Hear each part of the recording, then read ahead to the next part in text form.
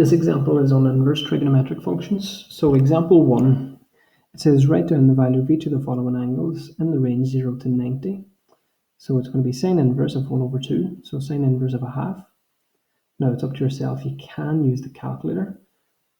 There are alternative methods, but it's not always possible to use the alternative methods. I'm going to use the alternative method for part 1, 2 and 3. Check my answers using the calculator, and I'll also going to use the calculator for part 4. Okay, so the first one, it says sine inverse of a half. If we wanted to draw this triangle out, you know from SOHCAHTOA that the 1 is the opposite and the 2 is the hypotenuse. So if we wanted to draw the right angle triangle, you would have both of those figures there. Now, if we're looking for that angle, you can use the log tables here. We're looking for the angles between 0 and 90. You can see sine of a half is 30 degrees. So you can see the sine of a half is going to be 30 degrees. So that'll be the answer for the first one. For part 2, it's going to be cos inverse of 1 over root 2. So the cos of 1 over root 2 we can find in the calculator or in the log tables is 45 degrees. Again, if I wanted to draw that diagram out, it would be the adjacent over the hypotenuse. So this would be the adjacent, this is your hypotenuse. And then you could use that to find the other side length if you wanted to. For the next one, it's going to be the tan inverse of root 3. We can find that in our log tables again. We can see here it is 60 degrees. So that is equal to 60 degrees. And again, if you wanted to draw that out, it's equal to opposite over the adjacent. If there's no number in the bottom, you can put it over 1. So it would be root 3 over 1.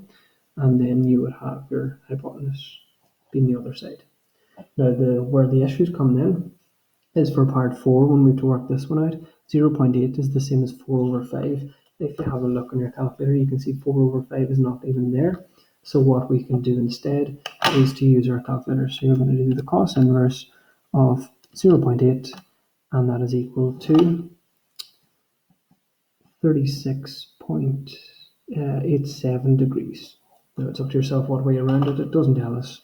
So 2 decimal places is enough. You can even do it to 1 if you like. Moving on to example 2. We have to express the following in terms of x. Now, I've just drawn some diagrams here just to get us started off. It says express cos of sine inverse of x in terms of x. Now, to draw the diagram for the sine inverse of x, thinking back to SOHCAHTOA, it's so it's going to be opposite over the hypotenuse, which would be the number on the bottom, which is 1. And then we can use that information to find out what our bit in the bottom would be equal to. So the third side is going to be equal to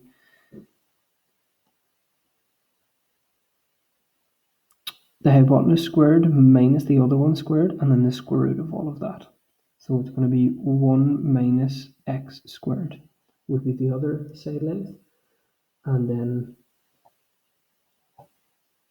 then we know that the cos is equal to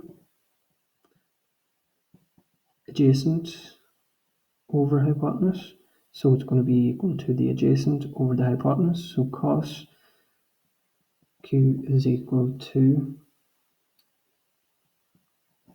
1 minus x squared over 1, which is just equal to 1 minus x squared. So that would be that part done.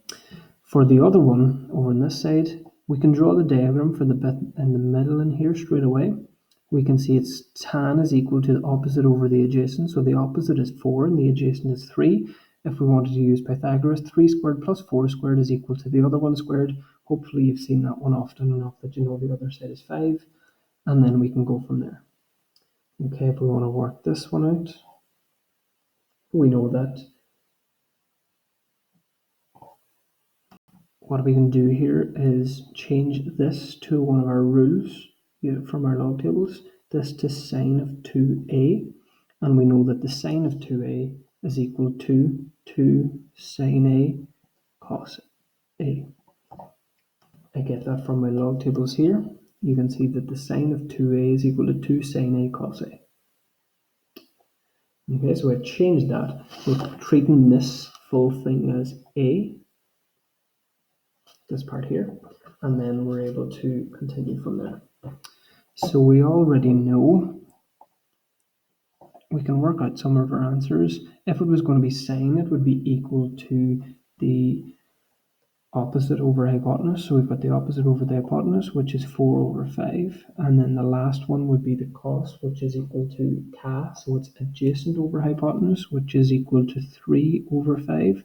And then what we would have to do is work that part out. So if you work it out, 2 by 4 is 8, and 8 by 3 is 24. And then on the bottom we have 5 by 5, which is equal to 25. And that is that question completed.